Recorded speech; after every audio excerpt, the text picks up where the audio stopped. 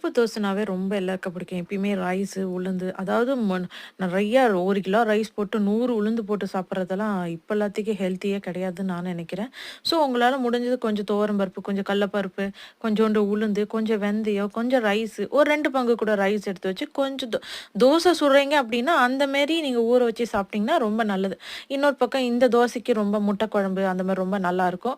So இப்ப ரொம்ப குளிர் அதிகமா அடிக்கிறதுனால கொஞ்சம் ஈவினிங் வந்து ஒரு சூப்பு மாரி குடிக்கலாம். Vegetable soup. கொஞ்சம் பருப்புலாம் போட்டு, ஒரு பச்சை பருப்பு போட்டு கொஞ்சம் அதில வெங்காயம், தக்காளி, ஒரு பச்சை மிளகா, ஒரு குட்டி பச்சை மிளகா, அதுக்கப்புறம் கேரட்டு, பீன்ஸு, கொஞ்சம் மஞ்சத்தூளு, கொஞ்சோண்டு மிளகு, கொஞ்சோண்டு உப்பு, சும்மா கொஞ்சோண்டு ஒரு சூப்பு சாயங்காலத்துக்கு.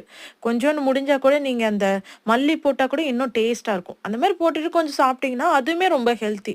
உங்களுக்கு பிடிச்சிருந்தா மறுநாள் கூட கொஞ்சம் ஒரு மீன் குழம்பு வச்சு சாப்பிடலாம்.